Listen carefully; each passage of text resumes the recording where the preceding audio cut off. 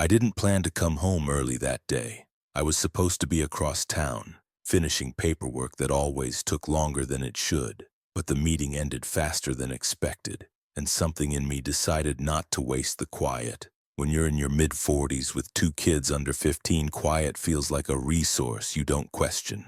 The house was too still when I opened the door. Not peaceful, just wrong. I could hear the television on in the living room, low enough to be background noise. No laughter, no music from a bedroom. The kind of silence that sits tight like it's holding its breath. Then I heard my younger child cry out. Not loud, cut short, the kind of sound kids make when they're trying not to be heard. I didn't announce myself, I didn't call a name. I followed the sound down the hallway, every step measured, every instinct awake in a way I hadn't felt since becoming a father. The door to the guest room was half closed. That's where my mother-in-law liked to sit with the kids when my wife wasn't home. She called it quiet time, said they needed structure, discipline, respect. I pushed the door open. She had my younger child by the arm, fingers twisted hard enough to blanch the skin, not enough to leave obvious marks, just enough to hurt, just enough to remind a child who had power. My older child stood frozen near the wall, eyes wide, mouth pressed shut the way you do when you've learned that speaking makes things worse. My mother-in-law didn't hear me at first. She was talking. "You don't tell anyone," she said calmly, as if she were giving instructions on how to set a table. "You don't cry, you don't make stories, that's how children disappear from families. Before I tell you what happened next, subscribe the channel and let me know in the comments where you are watching from. It helps more than you know." She turned then and saw me. The change in her face was immediate. The hand released. The posture softened. The smile appeared like it had been waiting just behind her teeth. "Oh," she said, "you're home early?" I didn't raise my voice. I didn't step forward. I looked at my children instead. "Go to your rooms," I said, "now." They didn't hesitate. They ran. She tried to laugh it off, said kids exaggerate, said she'd only been correcting behavior, said I was overreacting. I asked her to leave. She protested, of course, said I was disrespectful, said I didn't understand how hard it was to raise children properly, said my wife would be furious. I didn't argue. I opened the front door and waited. When she finally left, she did it with her head high and her words sharpened just enough to land later. She told me I was unstable, that I was too soft, that I'd regret undermining her. I locked the door behind her. Then I sat on the floor of the hallway and waited for my children to come to me. They did, slowly, carefully, like they weren't sure if the rules had actually changed. That's when I learned it hadn't been a single moment. They told me about quiet time, about being told not to tell their mother, about being warned that families break apart when children cause trouble, about another kid years earlier, a cousin they'd been told not to mention anymore because she'd been sent away for being difficult. No one had said the word abuse. They didn't need to. That night, after they were asleep, I sat at the kitchen table and stared at my phone until it felt heavier than it should. I didn't call my wife, not yet. I didn't call the police, not yet. I listened. I replayed every conversation I'd ever had with my mother-in-law, every comment about discipline, every time she'd insisted on being alone with the kids, every time my instincts had whispered and I'd chosen peace instead. I understood something then. People like her don't start suddenly. They test, they condition, they rely on politeness and disbelief to do the work for them, and they never expect the door to open at the wrong moment. I didn't sleep much that night. Not because I was afraid, because I was planning. There's a difference between anger and resolve. Anger wants noise. Resolve wants outcomes. By morning, I knew exactly what I needed to do to protect my children, and I knew my mother-in-law had made one mistake she couldn't undo. She'd let me see her without the mask. I didn't confront my wife that night. That wasn't hesitation. It was restraint. When you discover something that can shatter a family, the worst thing you can do is rush it. I needed to know how deep this went, whether it was just her mother or whether silence had already been negotiated. The next morning, I kept everything normal. Breakfast was the same, school drop-off the same. I kissed my kids on the forehead like always, told them I loved them, told them they were safe. I meant it, but safety isn't just a promise, it's a system. After they left, I walked through the house slowly as if seeing it for the first time. The guest room still smelled faintly of my mother-in-law's perfume, lavender and something sharper underneath. Control, maybe. I opened drawers she'd used, closets she'd claimed as her own. That's when I found the notebook. It wasn't hidden. That was the first thing that unsettled me. It sat inside a tote bag under the bed, casual, like she never expected anyone to look. The cover was plain. Inside were pages of neat handwriting, dates, names, notes about behavior, corrections, improvement. One name appeared more than once. A girl, younger, from years ago, not my child. I took photos of every page. I didn't touch anything else. I put the notebook back exactly where it had been. That afternoon, my wife called to tell me her mother would be stopping by later to check on the kids. I said nothing had come up and that it wasn't necessary. There was a pause on the line, subtle, controlled. "She worries," my wife said. "I know," I replied. That evening, after the kids were asleep, I told my wife what I'd seen. Not everything, just enough. I watched her face carefully as I spoke. When I described walking in unexpectedly, when I mentioned the grip on our child's arm, when I repeated the words about children disappearing, she didn't look shocked. She looked inconvenienced. She said her mother had always been strict, that I didn't understand her upbringing, that kids sometimes need fear to learn boundaries. That's when I knew. This wasn't ignorance. This was permission. I didn't argue. I didn't raise my voice. I asked one question. "Did you know about the other child?" Her eyes flicked away for half a second. That was all it took. That night, after she went to bed, I installed cameras, small ones that looked like part of the house. I didn't tell anyone. I didn't need to. Over the next few days, my mother-in-law came back. She was careful now. No grabbing, no raised voice. But the cameras caught the rest. The whispered threats, the looks, the way the room changed when she entered. They also caught my wife telling the kids not to make things difficult. I saved everything. Then I made one call. Not to the police, not yet. I called a family services advocate I knew through work, not a friend, a professional, someone who understood procedure and proof. She listened, asked questions, told me what would hold up, what wouldn't. "Do not confront her again," she said. "Let her feel comfortable. Comfort is dangerous for people like that." By the end of the week, I had more than enough, and I had a plan that didn't rely on rage or revenge. It relied on sunlight, because abuse survives in shadows, and I was done letting her hide. The hardest part was pretending nothing had changed. I still went to work, still answered texts, still listened to my wife talk about schedules and groceries and things that suddenly felt like props. At night, I lay awake and listened to the house breathe, counting the seconds between doors opening and closing, memorizing patterns I'd never wanted to learn. The cameras did their job quietly. They caught my mother-in-law correcting posture with a tap that lingered too long. They caught her leaning close, lowering her voice, reminding the kids that families fall apart when children make trouble. They caught my wife standing in the doorway once, arms crossed, saying nothing at all. Silence can be louder than shouting. I met with the advocate again midweek. We reviewed clips together. She didn't react much, which I appreciated. Professionals don't flinch, they file. "This is enough for intervention," she said. "But if you want it to stick, if you want it to end, you'll need witnesses and timing." Timing mattered. My mother-in-law liked audiences, church, school events, family gatherings, places where she could perform concern and discipline in the same breath. She liked being seen as essential. So I arranged a dinner. Nothing elaborate, just a Sunday meal. My wife invited her mother, of course. She invited a few relatives, too. People who had known my children since they were small. People who trusted her. Before anyone arrived, I told my kids to stay upstairs with the door closed. I told them they were not in trouble. I told them they were brave. I told them I loved them. I watched their shoulders drop when they realized I meant it. The table filled. Plates passed. Conversation stayed light.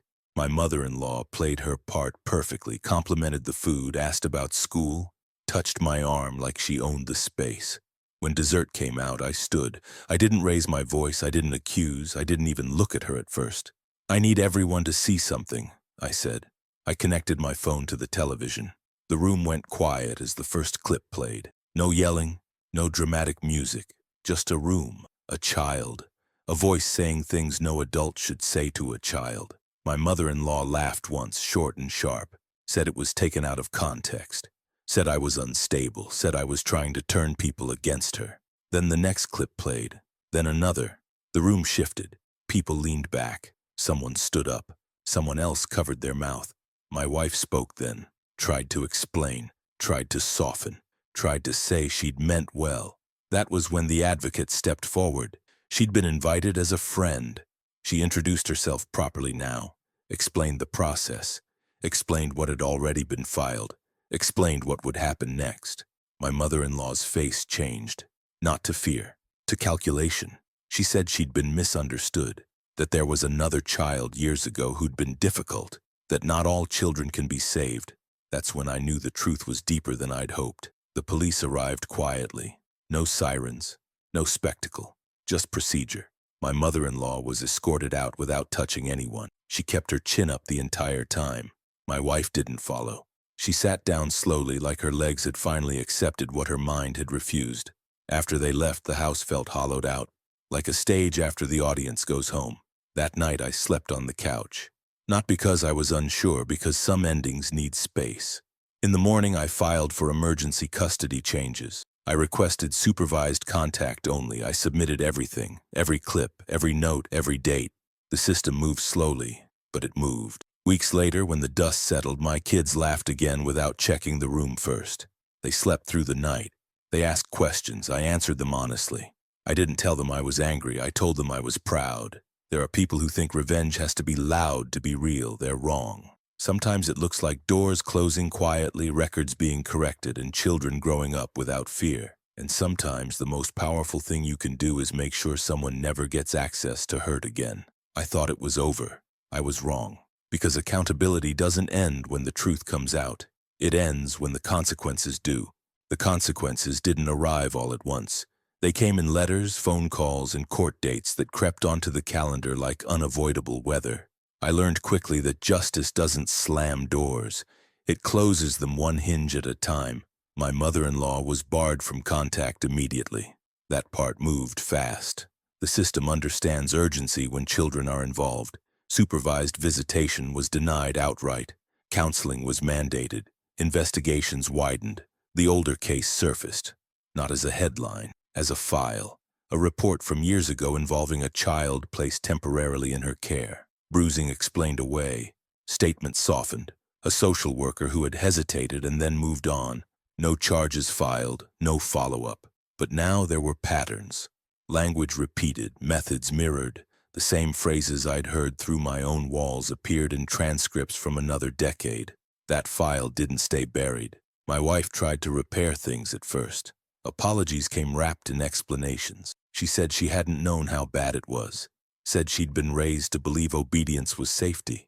Said she'd been afraid to challenge her mother. Fear explains behavior. It doesn't excuse it. We separated quietly. No screaming, no public spectacle. Just a realization that trust, once broken in the presence of harm, doesn't glue itself back together. The kids adjusted faster than I expected. Not because it was easy, but because kids recognize safety the way plants recognize light. They leaned toward it instinctively. School counselors noticed the change. Teachers commented. Report cards mentioned confidence, not just grades. I started cooking dinners again. The messy kind. Music on, homework spread across the table, normal returned in pieces. The court process took months. My mother-in-law never apologized. She denied, reframed, claimed misunderstanding. At one point she said I had turned my children against her. The judge didn't raise an eyebrow. He'd seen this before. Restrictions were made permanent. Her access ended. Records were amended. A notation added that would follow her wherever background checks were required. It wasn't prison. It was accountability. The advocate checked in one last time before closing the file. She asked if I needed anything else. I told her no. I had what mattered. One evening, months later, my older child asked if I was still angry. I thought about it. Anger burns hot and fast. What I felt now was colder, clearer. I'm not angry, I said. I'm careful. They nodded like that made sense. Because it did. There are people who believe monsters look obvious. That danger announces itself. That evil wears uniforms or raises its voice. Sometimes it wears familiarity. Sometimes it calls itself family. Sometimes it waits for politeness to do the work. I didn't stop my mother-in-law with fists or threats. I stopped her with truth, patience, and evidence. and the quiet certainty that my children would never have to learn the difference between love and control the hard way again. That's not vengeance, that's protection. And once you choose it, you don't ever choose anything else again. Life didn't snap back into place after everything settled. It eased. That's the word I'd use if someone asked.